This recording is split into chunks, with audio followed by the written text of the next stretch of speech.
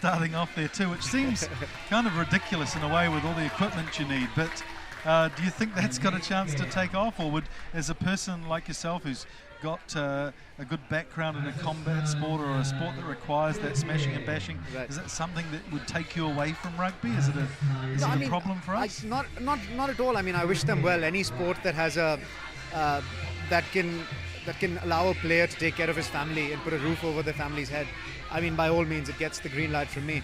But I mean, it would seem hard for a sport like NFL to pick up in India, where the rules are it is a pretty technical sport, and we've been trying with rugby to further the knowledge and further the popularity of the game, and we have hit a couple of roadblocks.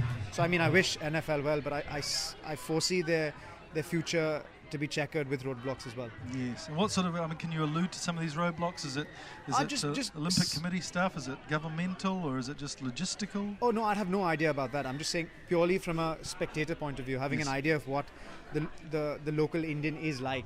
I can wage a guess that he wouldn't be bothered to take the time to really understand the sport. He'd rather watch a football or a cricket where rules are simpler, and it's just something that the boys are used to. So I mean, that's purely it. I wouldn't know about the permissions in the IOA. Right, got you. So talk us through your time in Japan. That must have been incredibly exciting, and what an opportunity. Oh, it was phenomenal. It was such a pleasure to be a part of that setup. I mean, it's every athlete's dream to be a professional. And you're at Kobe, right? Kobe Steel? I was at Kobe Steel, yes, for a year. And it was a phenomenal setting, and I was in company of some quality players. We had some great coaches, and you're always playing against, I mean, Japan attracts the cream of the crop from the international rugby world, so you're always up against quality individuals, and you have to be at the top of your game to make a mark or even live at that level. So who was, talk us through some of the famous players that you trained alongside and got value out of their experience? We had several boys whose help was I was very obliged to get. I mean, we had a couple of boys from South Africa. We had a few Kiwis, a Scottish boy, and a few Tongans as well.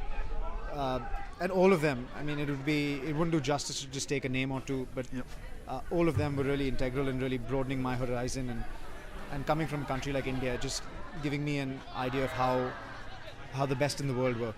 How'd you get on with the food there? Oh, I loved it, absolutely loved it. Yeah. So what's the plan for you in the future? What a great turnaround and a very Singapore defender Buck. What a great turnaround. I might just put that on my resume, but I've just got off a season from New Zealand, so I just finished up 6 months with the same club that I was at. It was called North Shore. So I spent about maybe 8 months of the year traveling. It was New Zealand now, and it was Japan before that. And I think I'll do that for a couple more. I'll come back for the Indian season, play the Indian season, and then take off again sometime next year, hopefully. Fantastic. Well, it sounds like a great lifestyle, and we appreciate your time. Sure, of course. And thanks for chatting with us. I'm sure the streaming audience have enjoyed the story of somebody who's had success and experience in rugby and travelling the world. Many thanks, Mike. Thanks, Many Rishi. Thanks.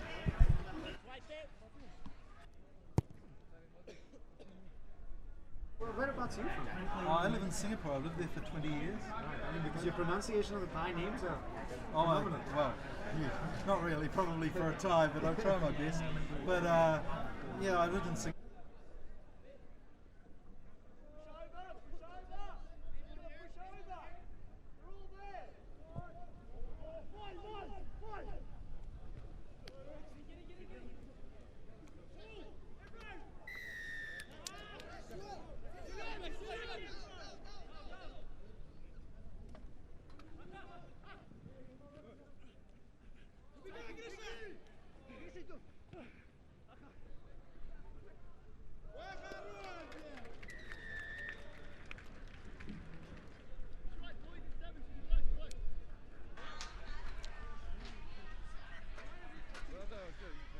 So good opening stanza here from Kazakhstan. They've really come to play.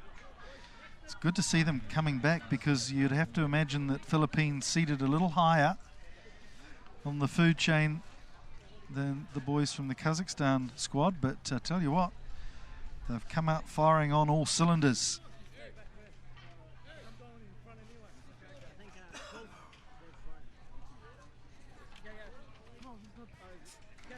Well, that was a very interesting chat with Hrishikesh Penze from India, who, as we mentioned and as we heard, the story of his life for the last few years, playing rugby down in New Zealand and a professional contract at the Kobe Steelers Club in Japan. So it's great to see you. I can assure you, if you're a good young Asian player, there are lots of opportunities to travel the world and play rugby and meet some very interesting people like Dean Herawini, who's joined me in the commentary box once more. And yeah, charming story there, Dino. I don't know if you heard much of that, but what an interesting life Rishi's got. Well, I suppose players of that caliber have that opportunity if they try hard, like he has already. So listening to.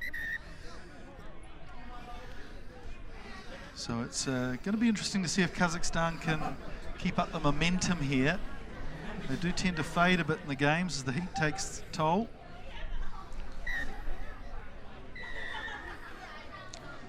So here's Philippines' chance to strike back. Everingham up to Holgate. This is a Ronson. And Saunders is back on the field. That's good to see. In fact, it's Harry Morris there at filling in at scrum half. And here's our referee from South Africa, Rasta. Star referee for the weekend. He's refereed Super 15 this season, earlier this year. And really has something about him. He gets around the field and he's also educating the players, isn't he? He's explaining as they're walking off at half-time why a penalised. This is what we expect in South Africa. So it's good for Asian players to be exposed to this as well. Yeah, I think so. So he's made his intentions here to help the development, especially officiating matches. So you look at him from a spectator's point of view, he's up with the play, he's clear on instructions, and yeah, players are quite confident about working with him. So Kazakhstan get possession, but they've been penalised here for flopping on the top. Lefontov giving it the who me, but that's the man it was off his feet. So Philippines on the attack. Oh, even Chenka giving it a good heave-ho there. Here's Eric Tai. The numbers here on the right for Philippines if they can extract it, and they can't. Sucked in there to the ruck. Well, they're slowing down their ball, the Kazakhstan, so they're not giving the Filipino team much advantage at all.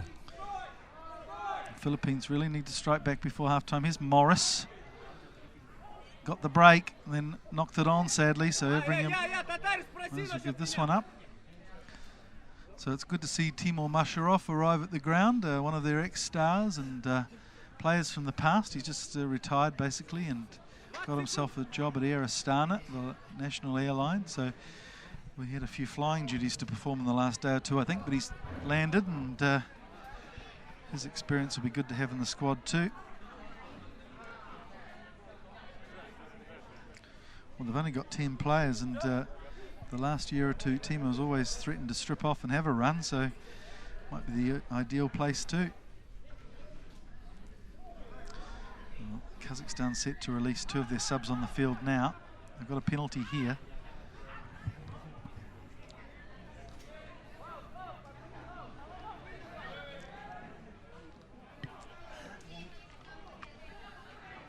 Abdurazakov will go for touch because it's half-time.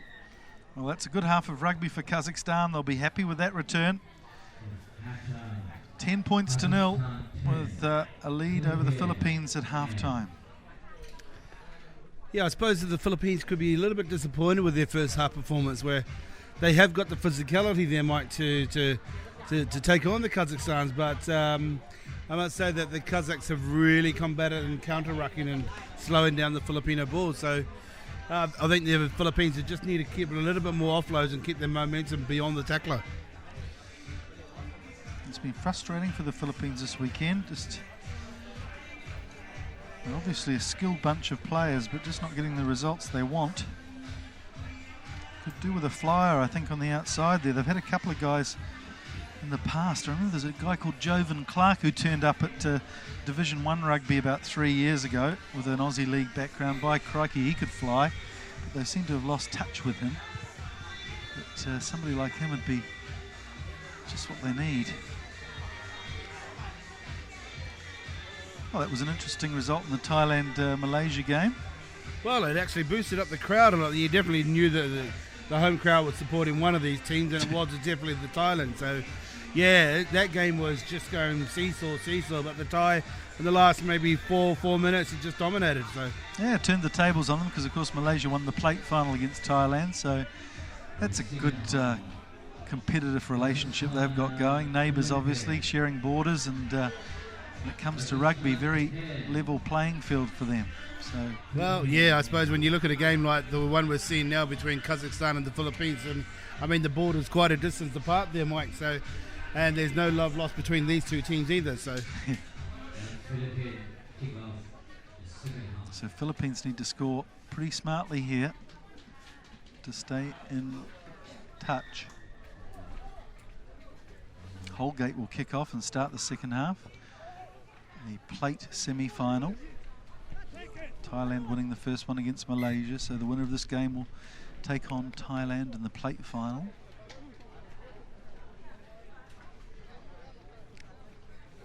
Little knock on, so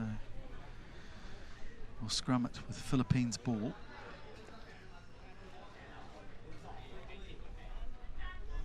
I've been really surprised we haven't seen more of Robert Jones. He came on last night and immediately there was some real energy. It's amazing when players come on the field, you can feel the surge of excitement and energy that they bring, but they've neglected him today. I don't know if he's got a niggle or... Obviously Jake Letts is one of the leaders of the team. Here's Harry Morris. He got around the outside of Konev, but he, to his credit, got back, dragged him down eventually. Baratov going backwards, gives it to Sora Kodzuba, who's a big strong ball carrier, but isolated, so we'll come back for the first infringement, a knock on. Kazakhstan will be happy with this, idling their way to the next scrum, watching the clock tick down with a 10-point lead. Suits them just fine. And what Philippines really need to do is throw a cat amongst the pigeons. Here's the big boy Lynch, who stations himself out on the wing.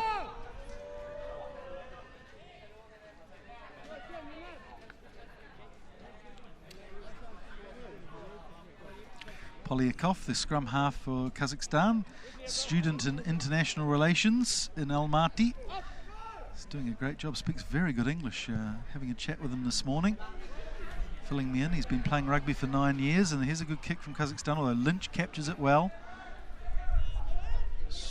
Konev was over the top of him, but he's been penalised. This is it for the Philippines. They must score. Holgate releases the ball. They've got numbers out here, 3-on-1, 2-on-1. The cover comes across, but Hitch pushes them away. Well done, Hitch. Couldn't release the ball there. Now it's Thai, running slightly cross field. Now this is a good run from Holgate, and he knows the way to the try line. Gareth Holgate gets what Philippines vitally needed, a 5-pointer, and he wants to convert this too, I'm sure. Yeah, well done to the Philippines. They just seem to let the ball do the work more than what they probably did in the first half there, Mike, with a lot more contact, but this time, yeah, open space, create, overlap, let the ball do the work with a converted try. Here we see on your screens, it was just basically putting the player into space and the ball does the work, so well done, the Philippines. Lovely balanced player, Gareth Holgate. He scored 4 tries in KL. He's up to 4 in this tournament with a couple of conversions, so... Oh, the human calculator. 44 points in the Asian series so far for Holgate as he kicks off again. Knock on from Kazakhstan. They didn't want that. So now really the next score might win this game. Philippines have got themselves back in there.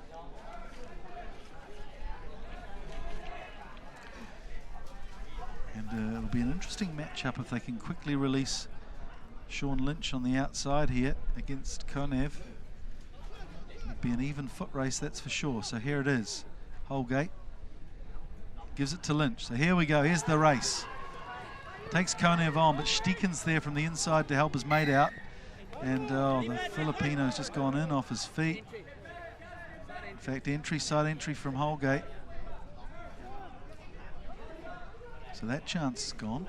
And again, the Kazakhstanis slowly, deliberately make their way to kick this one out. Ildar Abdurazakov. Doesn't make much ground, but he'll get the throw into the line out.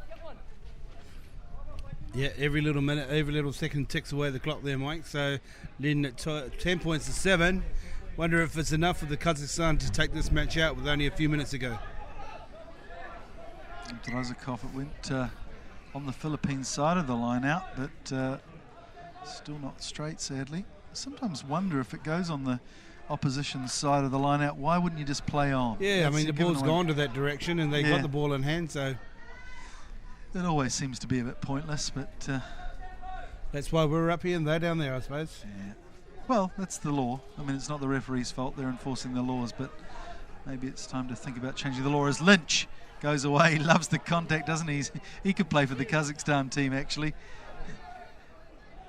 Everingham. Here's Jones. Here he is. Referee's playing advantage. He's coming back to the middle, yeah, offside line. So watch Jones here. He'll get in quickly and tap it. He's not scared. Playing at pace. I like the zip. I like the zest of the man. Here's Everingham. Oh, it's a sloppy pass, but it doesn't go backwards. Hitch. Oh, he's beaten the tackler, Sorokodziba, as well. And Chris Hitch goes in without a hitch under the posts. And Philippines take the lead in the dying seconds. Kazakhstan build up a nice lead, but it's evaporated. Like those puddles we saw on the field yesterday, it's dried up their hopes. And Holgate will be looking to seal this one. Yeah, the Kazakhstans just didn't have enough hunger in that those last facets of play. It's just coming right up to full time. And just sort of just lacked a little bit more. Here we go, the offload and the pass and the tackle. And Hitch did well here, didn't he? Turn on the diamond. Sorokodziba was going in for the tackle, just wrong-footed. Yeah, I thought that was probably a good time to really put a lot of pressure on by the Kazakhstans with that fumble ball by the Philippines. But current score now, the Philippines 14 points to 10. So we've probably only got less than a minute to go there, Mike. I like Jones. I think he adds something to Philippines. I think they should play him more. There's an opinion for you, Matthew Cullen. So here's Kazakhstan's penalty chance, just outside the 22, with what's probably 30 seconds left on the clock. And he's isolated, and Hitch did well to get his body over the top there. Nice work from Hitch. So Philippines get a penalty this time. Sulaimanov, who in all his keenness to get through that defensive line, just isolated himself a little bit too much there. And Hitch, whose favourite player is George Smith, he can see models his game on him too. He's brilliant in the tackle. This time it's a Philippines line out that goes astray. That breeze really curling the ball around. Yeah, it's probably the first time we've probably seen a mistake as such in this latter part of the afternoon. And maybe the wind has picked up quite a bit. Well, I think this probably do or die now for the Kazakhstans, and I'm sure this would be one of the last plays of the match. I could be wrong, but the Kazakhstans really have to score off this. Giving away the tight head, but it's a penalty for pulling around. Polyakov takes it quickly. Baratov to Shtikin. Here's Konev, who might have the legs on Lynch, but drops his foot off the pedal to try and step his way through. So here we are, Kazakhstan 3-on-1. Polyakov, who's got such a good head on him, I like him, but Sorokodziba didn't want the pass. Abdurazakov does. Sulaimanov. Oh, nice little flip on the contact. Again, the pass is not good, but Konev gets it at pace. Again, he comes infield rather than backing himself on the outside. That's a very strong tackle. Did he release the ball carrier? Well, that's a debate, but it's in from the side from the Kazakhstan team, and that could be the end of the game. Indeed it is. Kazakhstan were brave. They got out to a 10-0 lead, but Philippines, well, they kept their heads and came back into the game slowly but surely to be the final victors. They will go on to face Thailand in the final of the plate.